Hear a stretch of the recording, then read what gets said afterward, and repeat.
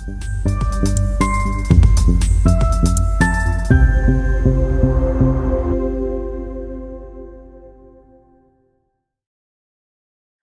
everybody. As always, we always like to start our webinars off with a little reminder to please apply for professional development funding. I have the link there in the chat. If you need it, you can always reach out to us at the Professional Development Office in the Light Center. And having said that, let's go ahead and get started with our presentation. Welcome to what is going to be a really great, very impactful webinar for you all, Empowering Adult Minds, Effective Instructional Methods for Active Learning. In this webinar, you are going to learn not only about active learning techniques, but there's going to be a lot of practical insights shared with you on how you can dynamically integrate teaching these insights into your teaching practices.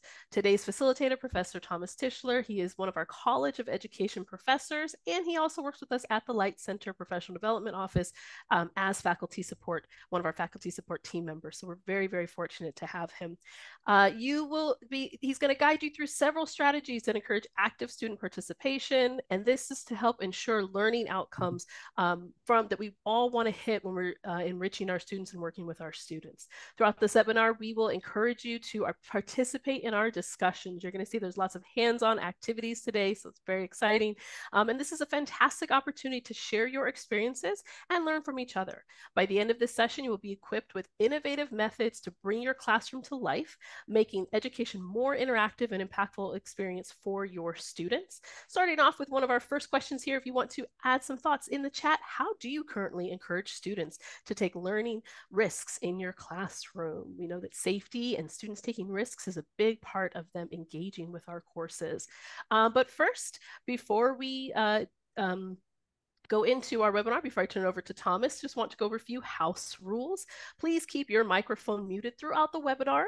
This will help maintain an organized and distraction-free environment. Please remember you do have the chat there.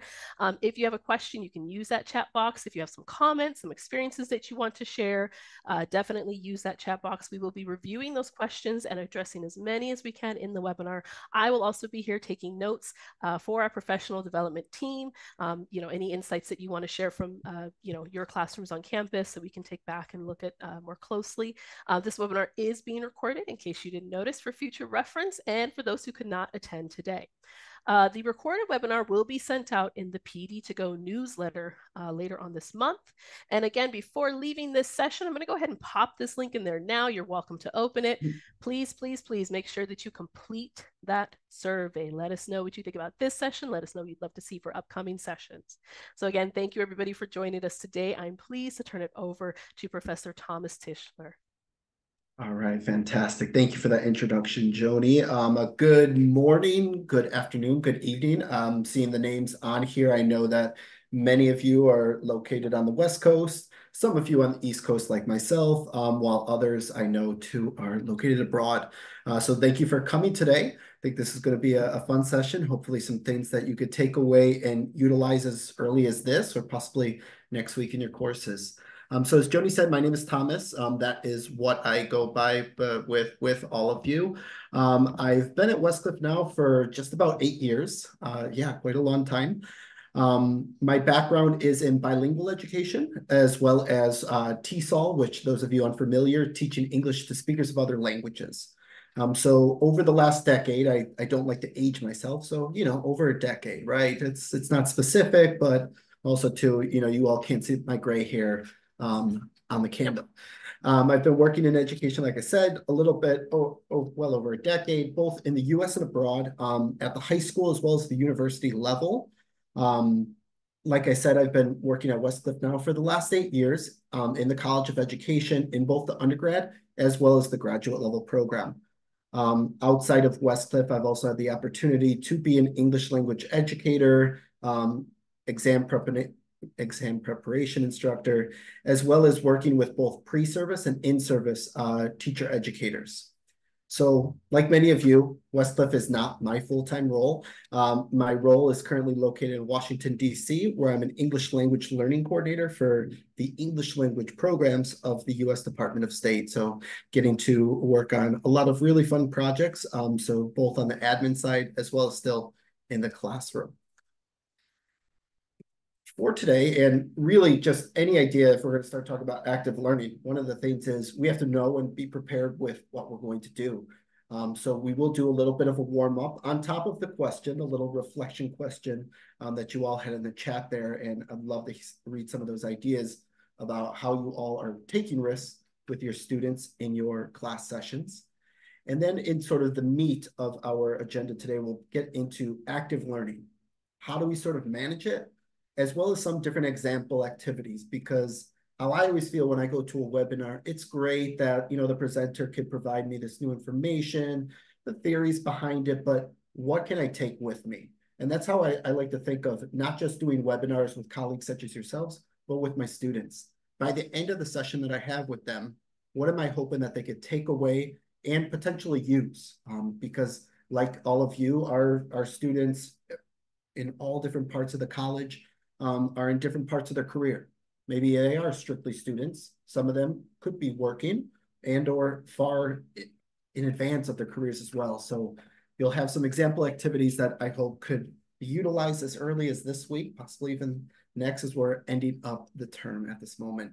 And then at the end of the agenda, we'll have some time for some final thoughts because again, it's always good anytime we're having any sort of session for there to be some sort of closure, an opportunity for questions to be asked, an opportunity for students to submit some sort of written work or, some sort of work for us to sort of gauge their understanding of the learning material as well. And so just taking a look in the chat right now, how we go about taking risks in the classroom. Okay, excellent. So dividing them into groups, into pairs, questions and articles beforehand. That's an excellent point. I think you saw some of my slides ahead there, possibly. Yes. Oh, hello from Arizona. Fantastic. Thank you. All right. And so, as the first part of the agenda said, we're going to go ahead and do our first warm up.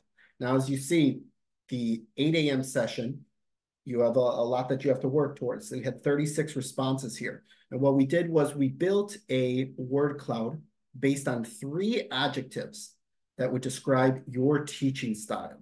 Okay. And so for those of you that have been far removed from English grammar, remembering 3 adjectives, ways that you would describe your teaching style or possibly how students may describe your teaching style. So I'm going to go ahead and reshare my screen to a little Mentimeter, and I'll talk more about Mentimeter as well a little bit later. You might also notice a theme within my webinar as I am a teacher and I'm inspired by fictional teachers as well as, real ones as well. But when you have a chance, either with your phone, your computer, a tablet, any device that has internet access, what you're going to do is go to the website listed there, menti.com, M as in Mary, E as in Edgar, N as in Nicholas, T as in Thomas, I as in Isaac.com. And there you can add in the code that you see right in front of you, 66972316. I'll give you all about 2 minutes to ponder that and help to build our word cloud.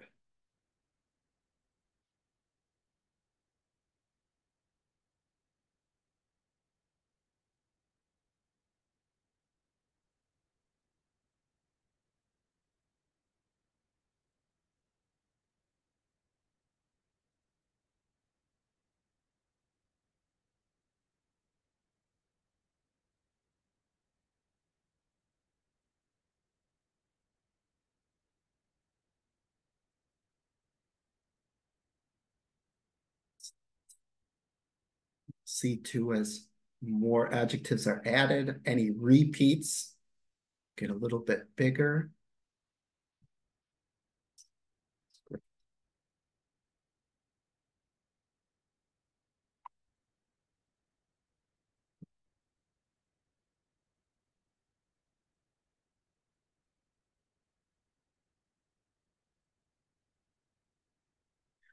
Maybe about another 15, 20 seconds to add in there if you have not already.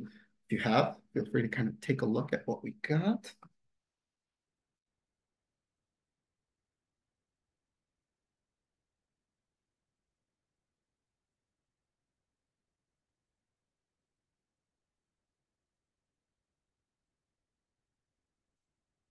sort of as a rule of thumb, anytime I do these type of activities, of course, we have to have a little bit of follow-up. So some of the big words I see there, engaging and fun. Well, you came to the right webinar for today. Yeah, it's very helpful. I think it doesn't matter if you are an on-campus instructor for Westcliff, online, hybrid, especially those of you that have been with the university for a while, going from that 2 hour to 3 hour block, it, of course, has made quite a big difference.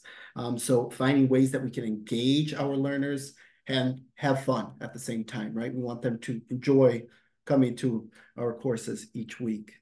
Excellent. Of course, I have to try to find a fun one in there as well. Oh, okay. Investigative. I really like that one. I'm going to pull that one out because yes, right. I know that having the grand opportunity to, come to several of your classes in the past, not just in the College of Education, but business technology, that, you talk about some really deep items as you all are really well-trained professionals when it comes to your given fields. But that investigative part is really interesting because, that's what we constantly have to do with our students. We have to investigate to see how they are doing with the material, not just always at the surface level, but we have to dig a little bit deeper. And I think with some of the things we'll be talking about, that's going to hit right where we need to be at. Excellent. So I'm going to go ahead and get back to my PowerPoint. And so as we're talking about this idea again of active learning, one way that we should be starting off is by warming students up, whether they're entering your classroom or jumping on a Zoom call. You're taking a look at all these different boxes. Those of you old enough or remember, I kind of think of it as the Brady Bunch boxes, right? At the beginning with the theme music and all the little boxes popping up. Students need to find a way to get comfortable, right, for that 3 hour session that they're about to have. And so one way to kind of get them activated is through sort of questions like this, building a word cloud. Word clouds, they're just really advantageous in a variety of different ways, especially due to the fact that they're very visual, right? They create that very simple visual image. They emphasize frequently used words, allowing students to kind of focus on, reflect upon what, would have been emphasized with those same words. So word clouds, they can really act as a sort of a memory jogger.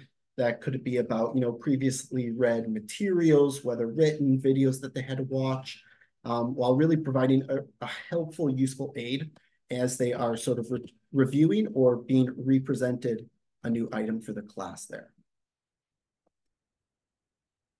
Now, active learning. Why? Why are we getting into this, right? Why don't we just stick to the basics, stick to what many of us probably, had experience with in our own initial studies, sort of that traditional approach to teaching and learning. And this actually still reads true for a lot of our students. One of the, I think, really great things that's been happening in Westcliff over the last several years is just truly the variety of students, the background of students that we're getting, where, domestic students, international students, students that coming in with little to no experience, students that coming into experience sometimes maybe at a similar level than you, the professor, right? And many of them may be coming from different educational backgrounds that are really teacher-centered focus. And when I use that term teacher-centered, what I mean is that the teacher speaks and the students listen, right? I'm sure we've all been part of that. Don't worry, I won't talk too, well, I'm going to talk a lot, but you're going to have opportunities to participate with that. And it's sort of that passive sort of education, right? The students hear what the teacher says, they got to bank it into their noggin and be able to regurgitate that. So really what it values is accuracy over risk-taking. And something that I'll be repeating, a few times over this next hour is a phrase that a mentoring teacher once told me is that our students are our students for only a really short period of time. So we have to make the most of the time we have. And for us at Westcliff, the majority of us have 8-week classes. So we technically have 8 experiences with our students in a live, whether online or on-site class. So we really need to make, best use of that time. And how are we going to do that, right? That's what I want to sort of ponder off to you all to think about. So utilizing the chat box now, I want to hear some ideas from all of you. What challenges do this sort of traditional approach to teaching have for your sort of particular milieu. So there, if you're teaching on site, if you're teaching online, a hybrid, what are the challenges when it comes to sort of the traditional approach?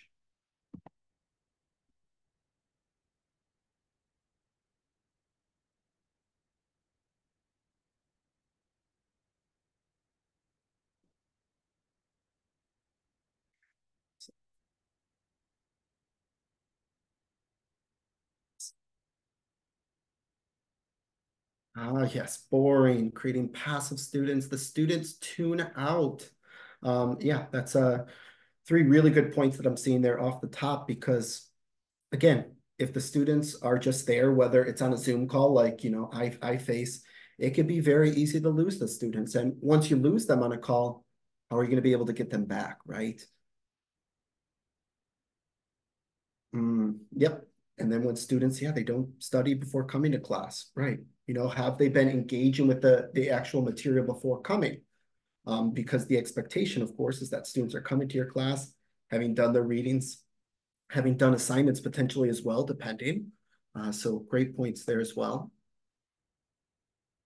And absolutely, yeah, I see a comment there. Yeah, the traditional model is not to say that there's no place for it in the classroom. We're going to talk about that a little bit later when it comes to structuring class sessions, where definitely some of those elements where the teacher talk is necessary. I think we'll hit on some points there. So excellent. Thank you all so much for those comments there. So yes, kind of taking the flip end and going over to the alternative, that of active learning. So when we're approaching active learning, it's that approach to instruction that involves actively engaged students with the course material. So again, taking out that traditional model of the teacher speaks, the students listen and repeat.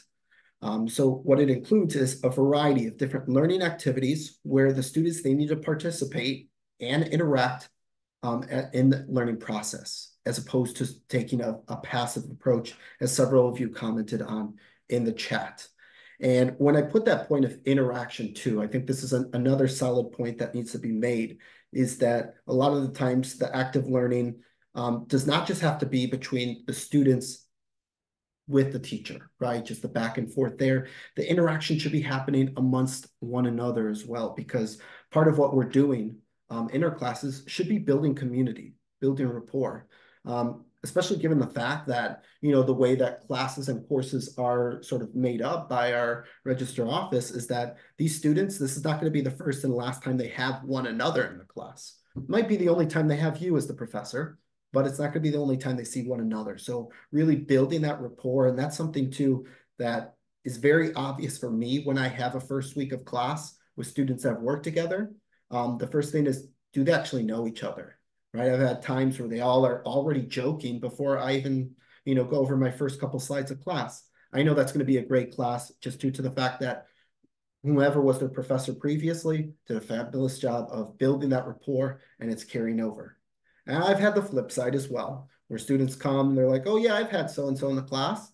And I said, who? And they're like, oh, I don't know. They're from this country. I'm like, oh, okay. So, maybe we need to, yeah, mend that bridge a little bit of the relationship, right? And so in this process, more of a dialogue where the teacher listens more, students talk, and we value that risk taking over the accuracy, because what we're trying to do is build that safe environment for learners where they can come, they can make mistakes because that's what they're doing. They're learning.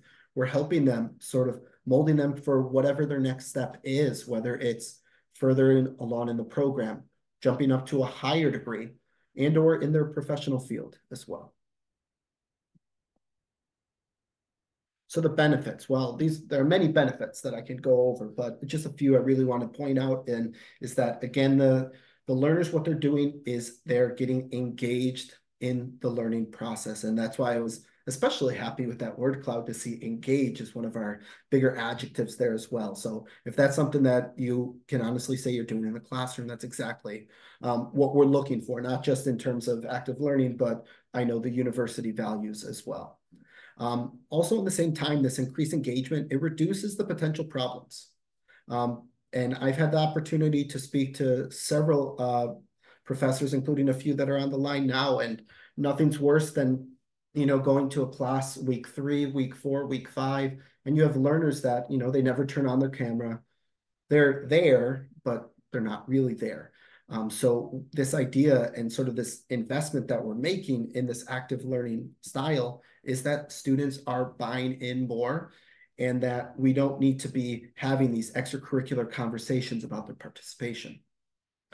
Students and the data shows students in active learning classrooms, they outperform their peers in traditional spaces because of that risk taking, right? They give a wrong answer. They give a couple wrong responses in the class. They use it as a learning moment. And then on follow-up assignments, whether on discussion boards, whether on future conversations or dialogues, and or on their assignments that they're turning in for class, they're learning from that and moving forward. And similar that we've also talked about, active learning encourages learners to take on a degree of responsibility than passive learning. We're working with adults. I know some of us that are in the undergraduate program, some of them are 17, 18, 19 years old. They're young. We all remember how we were at that age. But when it comes to their education, they are the ones that have to be responsible. We're there, obviously, on the side, guiding them, providing that support. But at the end of the day, it comes down to the students. And so I know I don't have to, preach too much to this group, but as we're entering week 7 right now, well, now we're, in the latter portion of week 7, those discussion questions should be in. I'm sure we're all getting those emails from students that we've not heard from over the last couple of weeks. I always make a little bit of a joke that, yes, towards the end of the term, we always have to watch out for our students' grandparents because the end of the term, week 7, week 8, grandparents are just not doing well. I don't know if it's the change of the weather, the season, but something that just occurs on a pretty frequent basis, sometimes with the same student that you've had a couple times over. So at that same time, right, really trying to be and kind of invoke that responsibility on the learners, and that's what active learning is trying to do.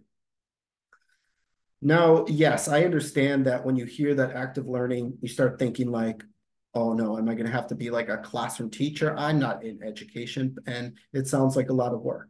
At the beginning, it can be, right? And managing it as well could be a little bit crazy.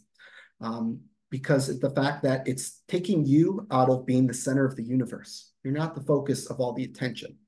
And so at the beginning, right, that's why really having that relationship with students, building that rapport is going to make the beginning stages of this kind of active style in the classroom a lot easier. And at the end, it's going to also make your life a lot easier as well. Because, when there's no focal point or there's multiple focal points in the classroom, it allows you to be more observant. It also allows you a chance to kind of take a step back and kind of reflect on how things are going in the classroom. Because you're going to do activities that are going to go super well, and you're going to be like, okay, they're getting it. Let's move forward.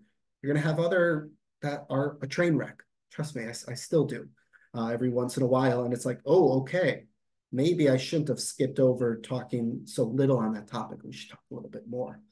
And two, it just really creates the students, personality traits that they're going to need, not just in their scholastics, but also in their professional life, where they have to be more independent as well as interdependent. I've talked about this with several colleagues over the last couple of years, the effects that we still see on students since COVID. One of the big things that's been a challenge is, students actually collaborating with one another, right? And so with this idea, and again, of collaboration in part of active learning, it's also just a very valuable trait that they just don't need for our classroom. They're going to need in their professional lives. And that goes across all the colleges, right? Being able to work in groups, assign responsibilities. And again, hopefully making your job a little bit easier so that you can provide the support as needed to learners that might need that extra support. Now, again, like I said, this is not something that, happens right off the bat and it's going to go perfect for your group. Anytime I talk about or, try to bring in new activities in the class, it takes a few tries to work with the group.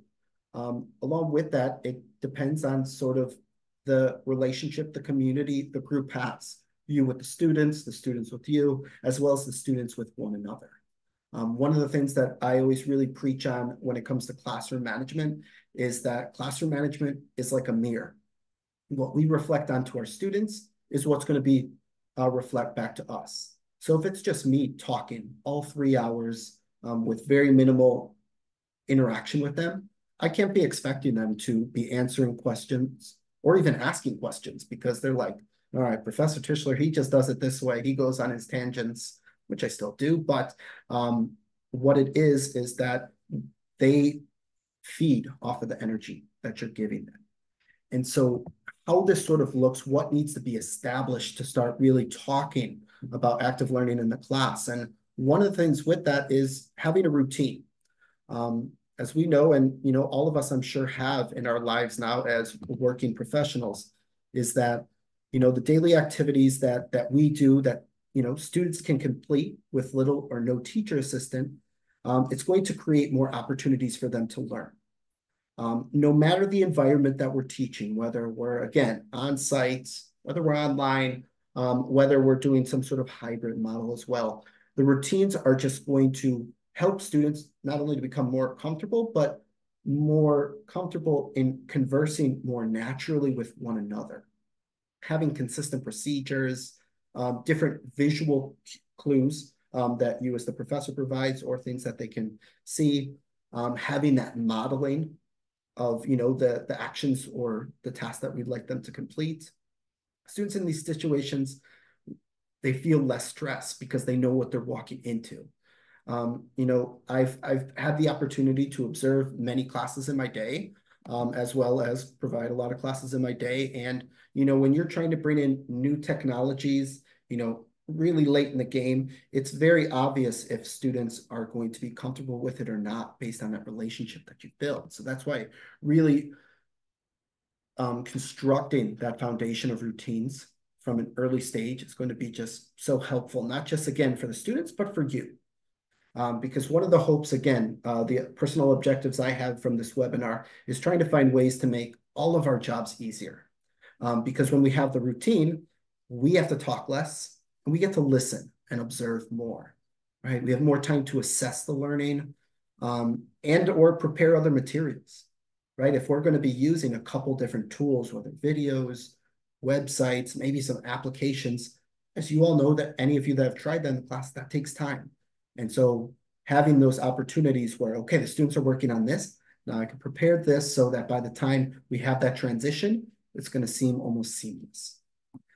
And again, from my experience, it just reduces any classroom disruptions as well because students themselves, they know what's expected of them and they know the consequences that occur if they're not. Along with that routine, obviously to building relationships and, us as the working professionals in front of our students, right? We're in our classroom because of our background, whether in education, whether business, whether in technology. So, the learners, they are looking up to you, right? For that. So being that role model, and also too, I think just giving honest communication with students.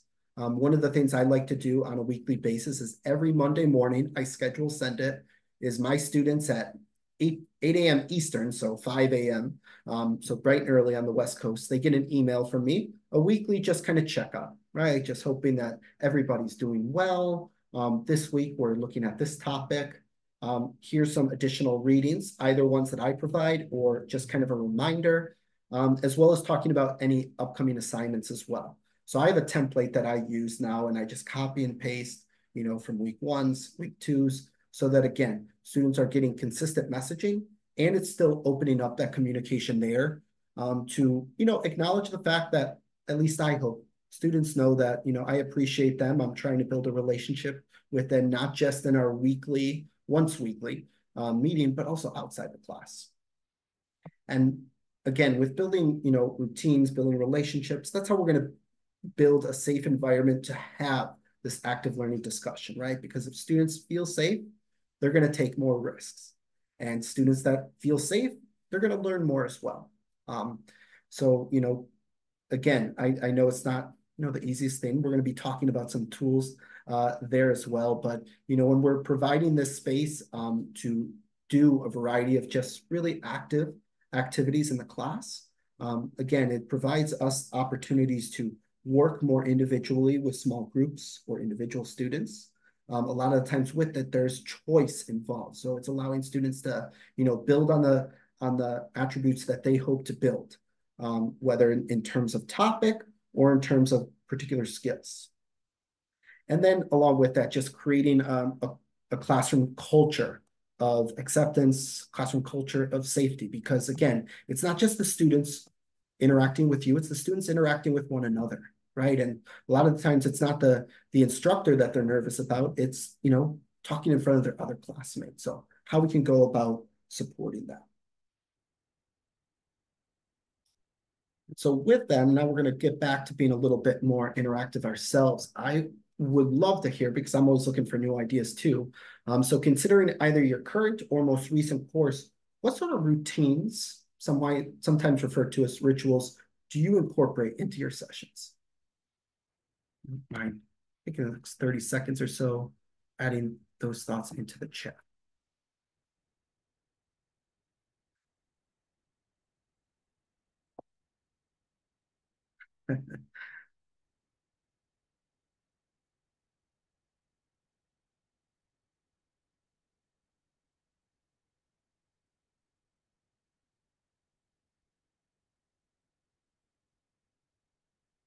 Yes, I see a great point there.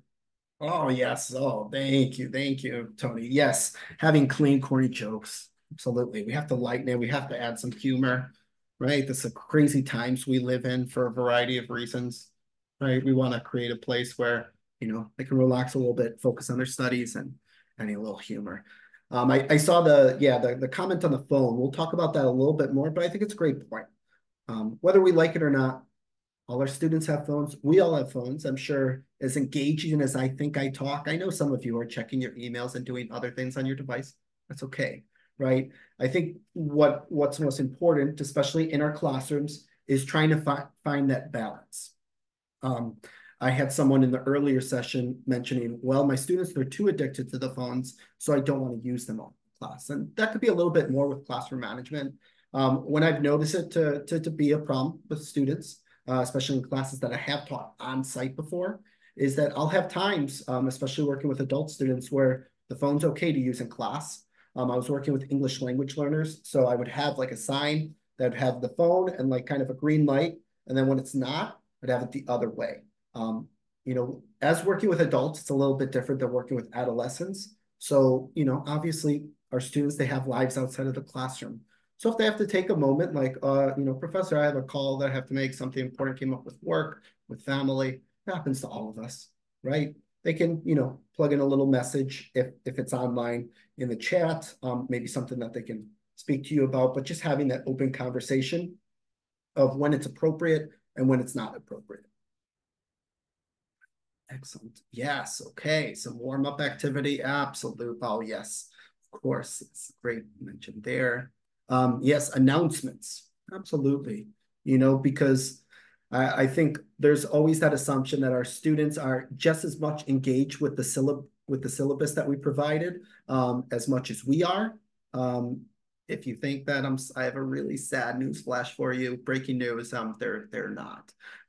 Getting messages right now, still from students about an assignment that was due on Sunday, what we were supposed to do for that assignment. And that's just kind of that facepalm that my wife at this point, she just laughs about when she sees me like that. It happens, right? So excellent point about going over announcements again, upcoming assignments. As trivial as that might sound, it is important for our learners. And two, it's just, good housekeeping, good routine to have to allow learners to, again, ask those questions. And that actually kind of perfectly transitions to my next slide. There we go. So this is sort of a little template that I've built up when I start considering, okay, what am I going to do for 3 hours? Because much like many of you that were here at Westcliff previously, when we had those 2-hour classes, and I mean, I think at that point I was, just over 6 years here at Westcliff. Oh yeah, those 2 hours I could do. We're gonna have a great time with the students there. Then they're like, okay, we're doing 3 hours. Oh oh, now we got another. This changes all the previous slides I've had for built over several years. What am I going to do? So it made me kind of rethink my approach because obviously an additional 60 minutes, it's a really perfect opportunity to kind of elaborate a little bit more, discuss and further some of the topics that unfortunately 2 hours doesn't allow us. So how I like to think of this, and I'll show an example on the next slide, but thinking of it from the beginning, the middle, and the end. So the beginning, having some sort of check-in with the students, right? It's good to have that little small talk, whether formally or informally. Also too, that's that time, right, where we have to do attendance. And those of you, I don't know how it would be on campus, but I know when I'm going back from Zoom to my slides to Gap to put in attendance, and sometimes you hit that one little bubble. I know we have an IT member here, but it gets confusing on Gap sometimes, right? It's not always so user-friendly. Technology group is though. Doing any sort of homework check, warm-up activity, having a middle portion, which can repeat 2 or 3 times, right? I'll have a little portion of lecture where it's me time talking, and then a mix of different cold and hot activities. I'll elaborate on this a bit in the next slide, but essentially cold being more independent self-study, as hot then being the opposite, more interaction, whether it's full group, whether it's in small pairs, etc. And then having some sort of closure, like I mentioned at the end there, right? A whole class, whether it's a whole class discussion, reviewing upcoming assignments, as someone amply pointed out in the chat, some sort of exit ticket. So like a final product that students have to turn into you. It could be like, some sort of written assignment, some sort of recording that they have to do, and they submit to you before they can exit, and or any potential final question and answer as well. So as we're in week 7, I wanted to kind of relay back to week 6 to kind of give you all an idea. Now, I know every college and every program has sort of different structure of what each week assignments that are included in there. But for me in the College of Education, kind of going back to week 6, what are the things I have to talk about? So I always like to do a group check-in with a check-in generator. If you type that in Google, there a million, especially now with AI, even more kind of questions. They could be as silly as like, different hypotheticals, like you just won the lottery. Where are you traveling to first? It could be a little bit more work related as well. What do you hope to accomplish this week? So there's a variety of different ways you can approach that. And what I like to do for it is to make sure that each student on the call responds to that question. After I ask the first student, the next student asks the next student, et cetera, because as they're doing that and I'm kind of checking in with them, I also at the same time get to do attendance, right? So there's not that awkward silence like, oh, class, we need a couple more minutes while I input attendance. Now it's starting to sort of brew, right? And students are getting warm up. And what I've noticed is that when students at least talk once at the beginning, that second time they're going to talk becomes a lot more likely. And then hopefully the third, the fourth, etc. Going over homework and assignments, so reviewing the PA2. Of course, you always have to give that APA sermon, which I always have to do about why are you not indenting your secondary lines on your reference page? Things like that. So an opportunity to review over the PA2, as well as going over discussion question procedures. Yes, I know it's week 6, but you all know where I'm coming from there. So going over the rules to make sure everybody's on the same page as we finish off the course. And then a little bit of a warm-up activity, a think, pair, share. I'll talk a little bit more about that specific activity in a bit, so I won't hone in on it too much. And then my middle portion, again, different parts of my lecture that I base off the content that we're studying. So the last week, there was really just 2 really broad points I wanted to get at. So I would have my lecture time, kind of going over it, providing examples, and then mixing in the middle of those, different cold and hot activities. So, and I'm going to be going over some examples on our upcoming slides. But the cold, again, being those more independent activities that students get to work on, whether it's kind of, they can go privately, turn off their cameras and work on it, or if it's something that, again, they can work on in the chat box, on a class document. And then the hot activities, so group discussion, really, again, kind of getting the blood flowing as we're going over the material. And then having that end portion. So whole class discussion kind of coming back. It was based on our last hot activity in which students reflected on some of the responses from their own peers, going over upcoming assignments because week 6, we know, all right, what's coming week 7, the CLA2 assignment. So we have to make sure everybody's on the same page there. And then that final Q&A. So offering that opportunity. If anybody has any questions, I am not a big fan of like the awkwardness at the end of a call when we're all there and the students are like, can we go yet? So I always at that point, give my final 2 cents and I say, I'm going to open it up to final Q&A. If you have any questions, stay on the line. But if not, I'll see you on the discussion board is what I say. And so it allows, students that have to go, they can go, but the ones that want to stay, I'm there as much as they need me. All right, so yes, talked about active learning, how it looks in that, but now, okay, what are some things to take away, right? I'm looking at this like I'm all packing you a lunch like I do for my sons every morning, right? Some activities that I'm hoping that you could start to bring into your class. So when we talk about active learning, what are some different examples there? It could be different interactive quizzes and polls. I had brought to you Mentimeter. This is a fantastic one. I know a few of you mentioned Kahoot in there as well. Of course, when I'm talking about these tools, right, thinking about the tools that we have here at Westcliff. So we all have access to Zoom, as we know. So with it, there's a lot of really creative ways that you could utilize it for quizzes and polls. I too like the opportunity to allow students, to share screen from time to time. Also too, the whiteboard feature, where now they could put in little Post-its. So if I ask a question, instead of, going one by one, okay, student 1, what do you think? Student 2, student 3, everyone could kind of put their Post-its there. They could comment on one another. It's a fantastic way. I personally use Mentimeter, and I'll show you how that works in just a tad. But with Mentimeter, just like Kahoot as well, these are also free applications. So, they're ones that up to a certain point, they are free. I'll just mention that. So sometimes too, this is my, under the table advice to you all is that when you're signing up for these sites and you reach your limit, have some what I call, and I tell my students, the dummy emails. And by dummy emails, like, your random Yahoo or Gmail or Hotmail account, where I send all those, extra accounts that I have for some of these sites there, so that, again, I can still have access, but the annoying emails I'm not going to see there.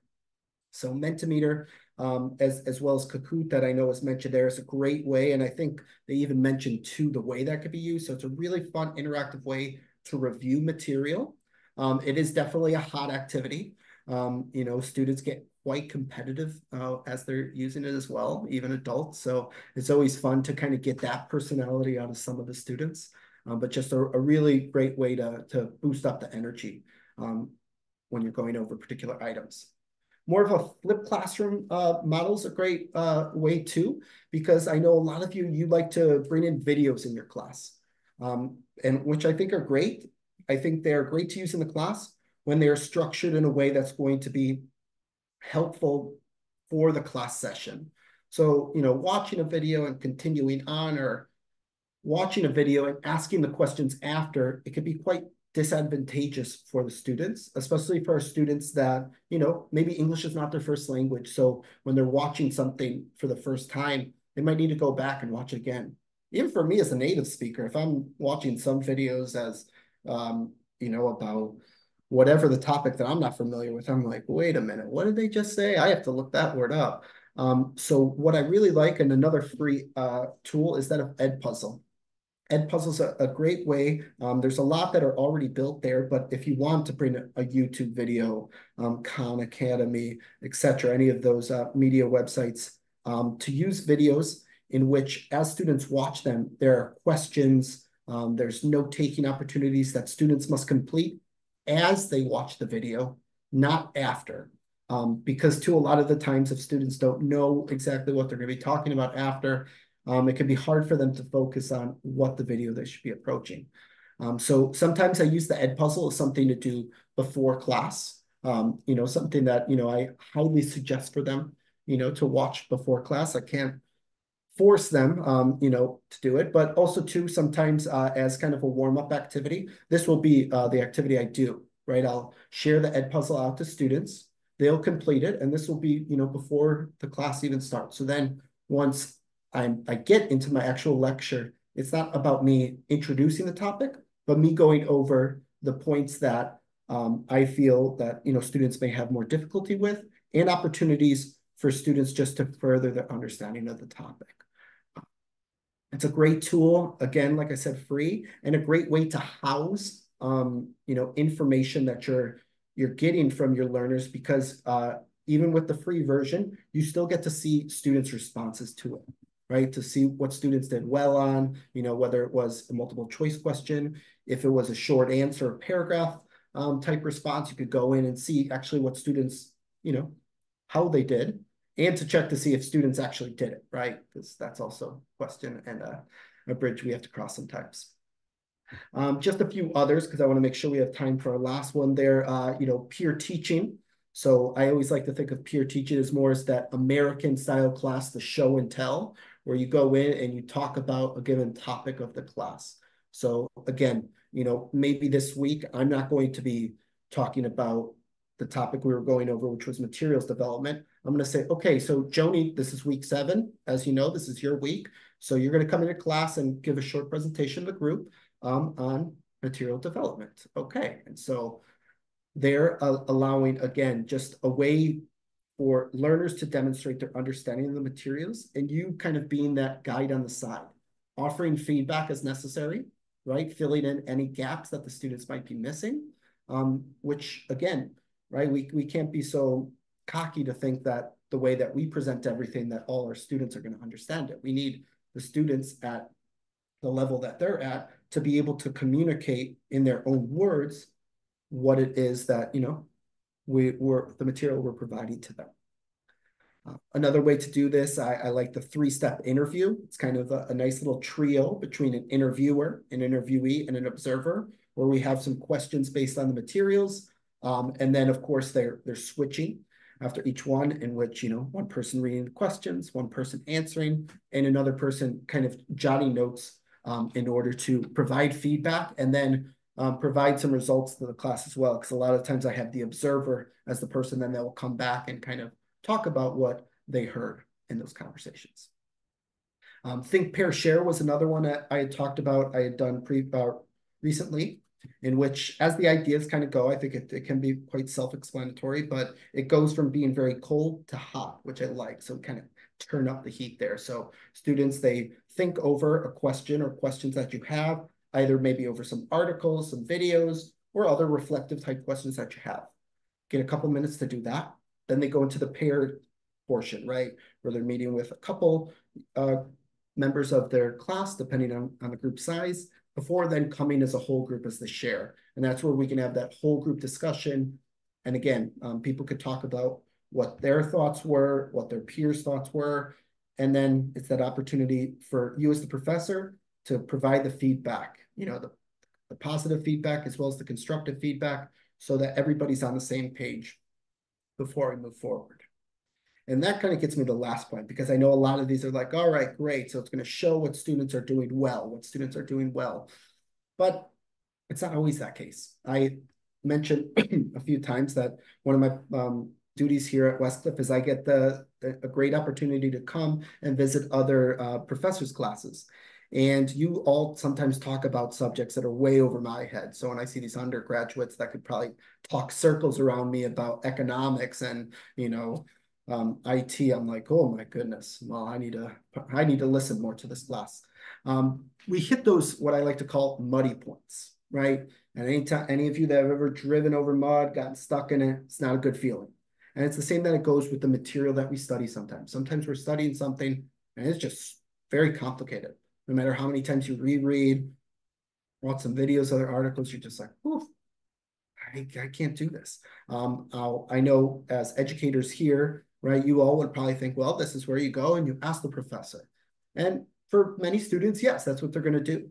But not all students feel comfortable. We think about those different affective filters that kind of come into play. Do they feel comfortable participating? Do they not? Are they never going to ask a question to you?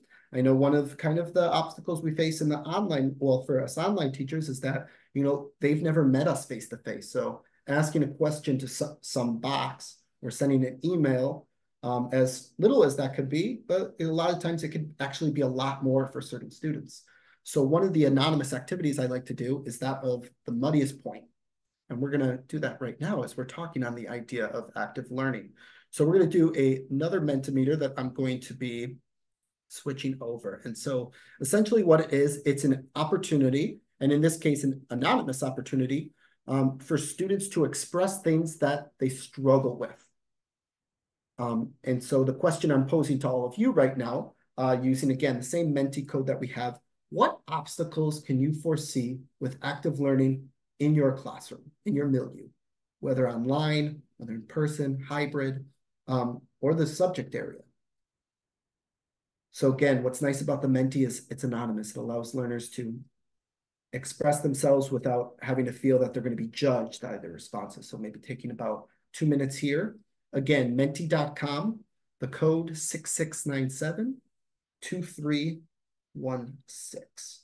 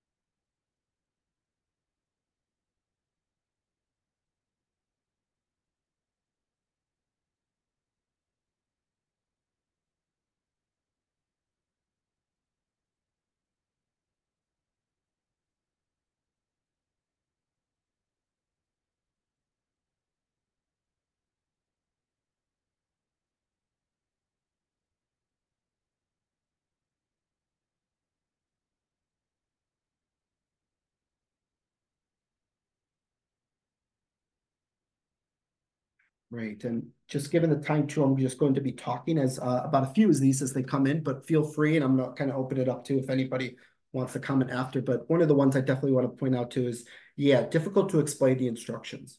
Agree. The first couple times you do any new activity, right? It takes some time, right? For students to get comfortable. It takes time for you to get comfortable, right? Kind of taking more of a backseat role.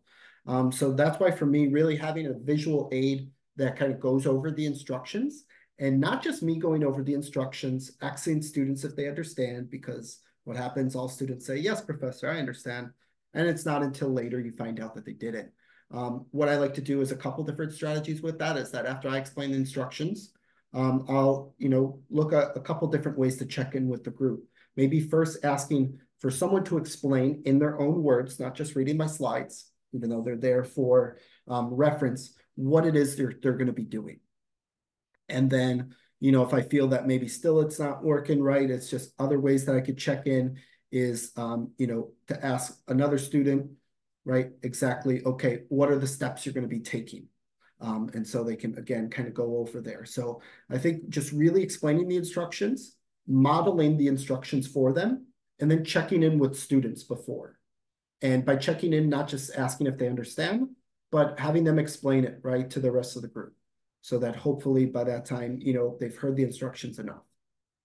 Selecting appropriate tools as well. Yes. Any tool that you're going to bring into class, you're the one that has to be sort of an expert with it, because you're going to be the one that's explaining it.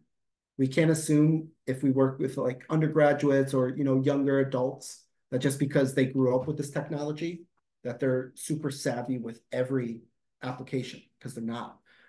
So with that, being sure that, yes, we're finding opportunity, we have to be ready to troubleshoot any issue that could arise with that. And I see a couple others there, but I also too want to make sure that we have some time in these last couple of minutes to hear from many of you. So as we're going over either the comment that you made or ones that you see here, any obstacles that you could foresee, or if you wanted to comment on any of your peers' comments on this board.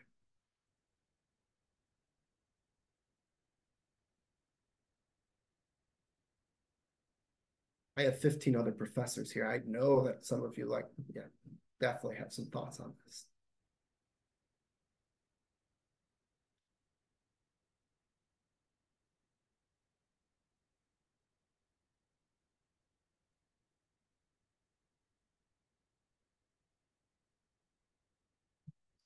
Well, maybe not. So, oh, I see some come in the chat here.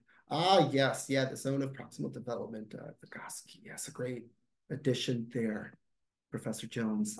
Yes, when we're thinking about, yeah, the comfort, the way that we're challenging our students based on, yeah, the prompts that we're giving them. Excellent point there. Concept questions, yeah, really trying to find ways, yeah, that we can structure to challenge students, because a lot of the times, yeah, the active learning is not just for students, you know, the quiet ones, but it's also, it can be for the higher performing students as well, maybe the ones that have more experience in the field. How can we challenge them? Because for me, I know right now I have a mix of students that have never taught a class before. I have a few students that have 20 plus years of teaching experience. So I have to be able to reach both sides of that. So yeah, excellent point there, Professor Jones, about, you know, thinking about the different concept questions that we have that really are relatable, but also challenge each one of our students in the class. Well, I think at that point, I'm going to go ahead and get back over to just some final thoughts. I know we have a few announcements from the Light Center before we go, but you know, some really big key takeaways, I hope, as I mentioned earlier, quote that always sticks with me is that our students are our students for a very short period of time. So we really have to maximize those moments that we have with them, giving them the skills, building upon, you know, the attributes that are going to be necessary for them in their next classes, next programs, in their next professional endeavors as well. And so active learning through building retention, making them more critical thinkers, allowing them to collaborate with their colleagues and hopefully network a bit as well. It's going to increase the engagement and increase the likelihood of their performance as well, improving in your courses. So at that point, I want to thank you all for listening, and I'm going to pass the mic over to Joni for the last couple minutes.